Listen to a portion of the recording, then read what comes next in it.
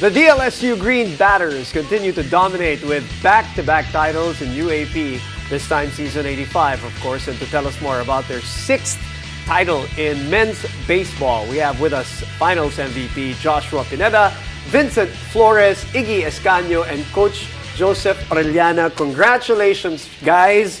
Thank you. And welcome to the game. Okay, let's start with the Finals MVP and champion. Sarap naman nun.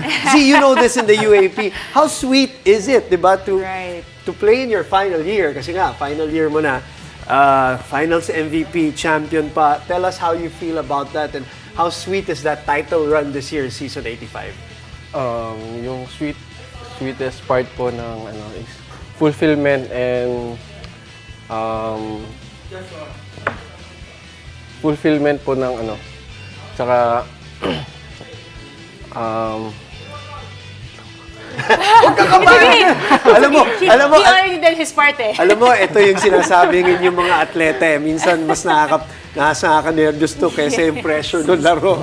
Sige lang. Pahinga muna. So go ahead, Z. Alright, Vince, earlier we were talking about how the last season, season 82 for you, hindi man lang nagsimula in Game 1. How is it like being back in the UAAP and then winning another title? Actually, it was very surreal for me, syempre. And it was our first game ever in the UAAP and it was a different atmosphere talaga. So, nanibago kami lahat, most of us. Pero syempre, with the help of our seniors like Josh and Kuya Iggy, sobrang nagtulungan everyone to do our best to win this championship. Iggy, this is back-to-back, but you were not the number one team this year. So how different was this run, and how tough was it to get through UP, especially going back to that Game 1, if I'm not mistaken. You guys came from behind. Well, going into the season, I wasn't sure what to expect after such a long layoff due to the pandemic. I had no idea really, because usually every year I'm very confident in my team, but this year I wasn't sure, honestly. But then as the season progressed, I was confident that we could do it. I knew that, especially in the final elimination game of the second round when we beat UP before going into the finals, that made me know we can do this.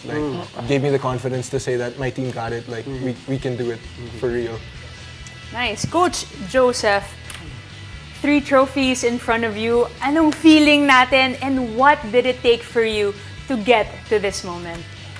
Well, yun sa team, sobrang proud ako sa kanila kasi nga sa lahat ng preparations namin, yung hard work ng team, sobrang sacrifices nila from the field, then yung schools nila, academics nila. So, yung sacrifices nila, it-pay off talaga na dyan yung nagkaroon ng magandang resulta. So, sobrang proud ako sa mga team ko kasi talagang yung uhaw na gusto nila makuha yung title ngayon na back-to-back kami, nagbunga talaga. Sobrang masaya sa pakiramdam talaga. 6th title overall, 3 in the last 8 years, if I'm not mistaken, for DLSU. Joshua, parang ikwento para doon sa mga may alam sa baseball, who... kaya mo yan. Parang yung 4th inning medyo crucial doon sa Game 1 and Game 2, parang napansin ko. How tough was that? Nawalan ka ba ng konting pag-asa nung medyo down kayo 4-8 o kayang-kaya pa? Kasi dun sa side mo kasi sabi ni Coach Joseph na dapat maging ready ka lang always kasi anytime pwede kitang bununin. So, nung pinasok ako ni Coach Joseph na, Josh, ikaw na bahala. Ikaw na bahala dyan. Kaya mo yan, sabi niya. So, yung part ko po, ginawa ko naman, dineliver ko yung part ko. Kaya yun, nanalo din po kami in Game 1. See, I want to ask Vincent here, just for a technical question, na sinasabi nila in the second game, nung lamang kayo, depensa na, parang dumepensa na kayo, try to make sure na hindi sila ang bumalik naman to come back. How do you explain that to the audience when you say that? I think it's similar to yung running the time sa basketball. Okay. Na we just have to play it one by one out at a time. And for us, we have 3 outs actually in baseball. So yes. We have to maximize those 3 outs, and for them, minimize naman yung sa kanila. So we want them us to have more hit and just play defense after that. Parang kumbaga sa football naman yun naman, parking the bus. That's Right. what they say naman in football. Okay. All right, actually, Iggy here is the reigning MVP. So we have 2 MVPs and one of the remaining seniors from the previous season. Iggy, now that you're graduating, how does it feel getting another chip in the bag? And, what is the legacy that you will be leaving behind LaSalle? Honestly, like people always ask me what does it feel, but there's no words to describe it. Especially this last one was probably the most special one because it's the one that I really worked hard for with all the challenges of the pandemic.